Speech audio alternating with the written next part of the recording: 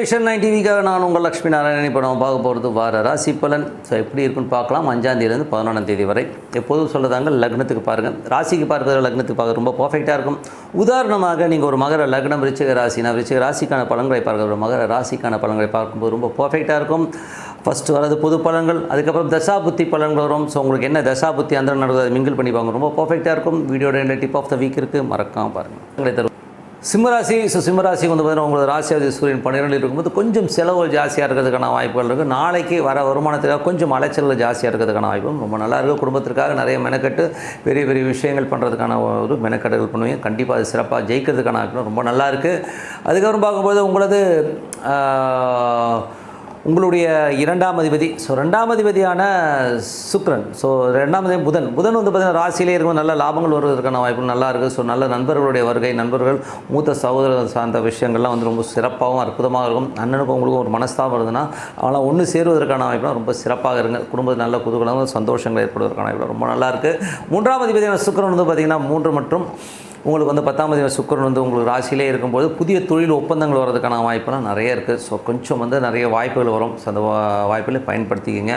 4ஆம் அதிபதி மற்றும் 9ஆம் அதிபதி செவ்வாய் 10ல் இருக்கும்போது நல்ல ஒரு ரியல் எஸ்டேட் துறையில் இருக்கணும். பெரிய லாபங்கள், பெரிய ஒரு விஷயங்கள்லாம் நடக்கும். பட் இருந்தால் சின்ன சின்ன அலைச்சல் இருக்கிறதுக்கான வாய்ப்புகள் நிறைய இருக்குது. மற்றபடி வந்து பார்த்திங்கன்னா உங்களுக்கு வந்து தந்தை சார்ந்த விஷயங்கள் வந்து அப்பாவுக்கு நல்ல ஒரு வளர்ச்சி, நல்ல ஏற்றங்கள் வர்றதுக்கான வாய்ப்பு. அப்பா சார்ந்த விஷயங்கள் ஏதாச்சும் பணம் வரணும் வர்றதுக்கான வாய்ப்பு ரொம்ப நல்லா இருக்குது. வெளிநாட்டில் இருக்கணும் ஒரு பெரும் பணம் வர்றதுக்கான வாய்ப்புகளும் ரொம்ப நல்லா இருக்குங்க. ஸோ அதுக்கப்புறம் 5ஆம் அதிபதியான குரு, ஸோ 5ஆம் அதிபதியான குரு வந்து 10ல் இருக்கும்போது கொஞ்சம் கவனமாக இருக்கணும். தொழில் ரீதியான விஷயங்கள் ரொம்ப கவனம் தேவை.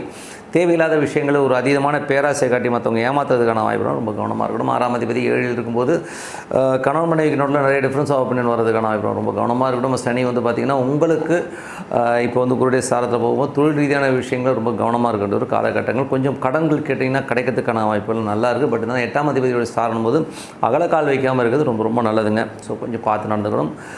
8ல் உள்ள குரு, ஸோ ராகு வந்து பார்த்திங்கன்னா உங்களுக்கு சனியுடைய சாரத்திலும் கொஞ்சம் அந்த நெகட்டிவிட்டி கம்மியாகும். ஏன்னா வந்து என்றைக்குமே 8ல் உள்ள ஒரு கிரகம் வந்து சாரம் வந்து 7ல் இருக்கும்போது நெகட்டிவிட்டி கம்மியாகும். பட் இருந்தாலும் ரொம்ப கேர்ஃபுல்லாக இருக்கின்ற ஒரு காலகட்டங்கள் தான். ஸோ கணவன் மனைவிக்குள்ள ஏதாச்சும் ஒரு கருத்து பேதங்களோ ஒரு டென்ஷன் வருதுன்னா இப்போது அதை கொஞ்சம் கிளியராகிறதுக்கான வாய்ப்புகள் இருக்குது, பார்த்துக்கலாம். மற்றபடி வந்து பார்த்திங்கன்னா உங்களுக்கு வந்து 9ஆம் அதிபதி செவ்வாய் வந்து 10ல் இருக்கும்போது தந்தை சார்ந்த உறவுகள் நல்ல சிறப்புகள் நல்ல ஒரு விஷயங்கள் இருந்தாலும் கொஞ்சம் செலவுகள் இருக்கும். கொஞ்சம் வந்து வெளிநாடு பிரயாணங்கள் மேற்கொள்வதற்கான வாய்ப்புகள் நிறைய இருக்குங்க.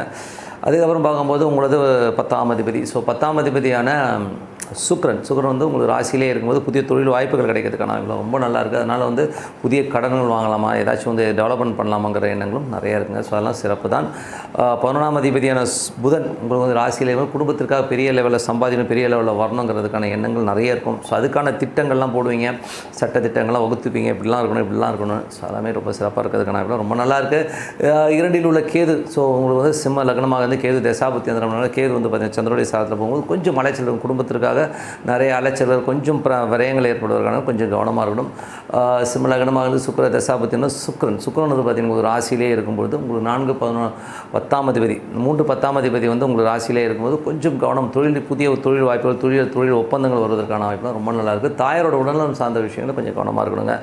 ஸோ மற்றபடி என்னங்க நல்ல விஷயங்கள், நல்ல மாற்றங்களான ஒரு பிரார்த்தனை ரொம்ப அவசியம். மனதார இறைவனை பிரார்த்தனை கண்டிப்பாக அடுத்த லெவல் போகிறதுக்கான ரொம்ப சிறப்பாக இருக்குது. Tip of the week, so tip of the வீக்கில் வந்து பார்த்திங்கன்னா இப்போ நம்ம சொல்ல போகிற விஷயம் வந்து ஒரு எங்கள் ஜிகே என்னோடய குருநாதர் வந்து சொன்ன ஒரு விஷயம்தான். மேஜராக வந்து பார்த்திங்கன்னா நிறைய பேருக்கு வந்து ஏதாவது ஒரு பிரச்சனை மாட்டிப்போம், எப்படி வெளியில் வர்றதுன்னு தெரியாது, என்ன மாதிரி விஷயங்கள் பண்ணால் வெளியில் வர முடியாதுங்கிறத தவிக்கிறவங்க தான் நிறைய பேர்.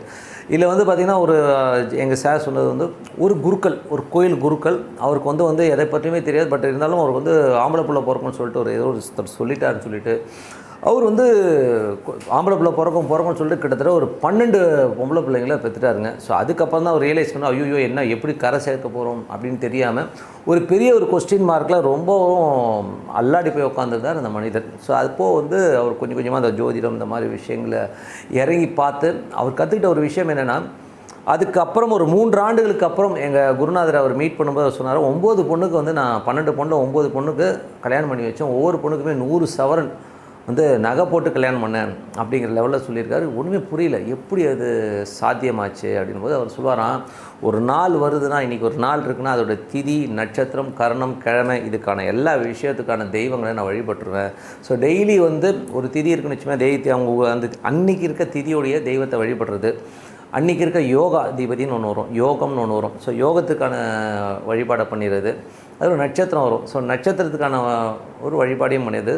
அப்புறம் கிழமைக்கான வழிபாடும் பண்ணிடுவாங்க. ஸோ இந்த மாதிரி அப்புறம் கர்ணம் மொத்தம் அந்த 5 ஐட்டம். ஸோ கர்ணநாதன் ஒருத்தர் இருப்பார். ஸோ அன்றைக்கி என்ன கர்ணநாதன் இருப்பார், அந்த கர்ணநாதனுடைய வழிபாடு பண்ணிடுவார். ஸோ இந்த 5 விஷயத்தையும் அவர் கண்டினியூ பண்ண ஆட்டோமேட்டிக்காக வந்து அவருக்கு மேஜிக் மாதிரி பெண் குழந்தைகளும் கரை சேர்த்துறா. இத்தனைக்கும் ஒரு கோயில் உருக்கள் ஒரு பெரிய வருமானம்லாம் கிடையாது. எப்படிங்க சாமி சொல்லுவீங்க அப்படின்னும்போது, யாராச்சும் ஒருத்தர் வந்து பெரிய மனுஷன் வருவான் கோயிலுக்கு வந்து சாமி கும்பிட்டு வருவார்.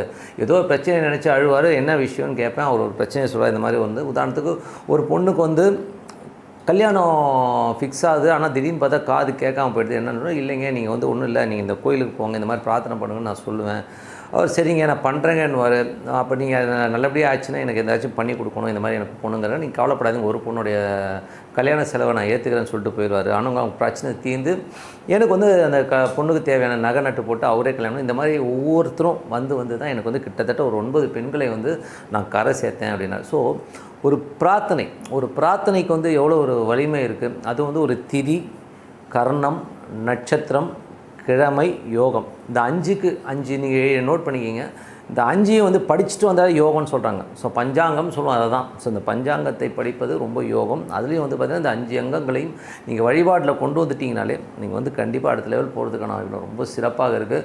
நீங்கள் பரிசித்து பாருங்கள். ரொம்ப பிரச்சனை உள்ள ஆட்கள், ரொம்ப சேலஞ்சிங்காக இருக்குது, நான் எதுவுமே சமாளிக்க முடியாதுல அப்படின்றவங்க வந்து கண்டிப்பாக இது வந்து அப்ளை பண்ணி பாருங்கள். ரொம்ப பர்ஃபெக்டாக இருக்கும். அன்றைய நாட்களில் வருகின்ற இந்த 5 விஷயத்தை நீங்கள் ஃபாலோ பண்ணின சிறப்பான வாழ்க்கை, சிறப்பான ஒரு எப்பேற்பட்ட விஷயத்தில் நீங்கள் வெளியில் வந்துடலான்றது தான் உண்மையான விஷயம்னு சொல்லிட்டு உங்களோட விடைபெறுவது உங்கள் லட்சுமி நாராயணன். நன்றி, வணக்கம்.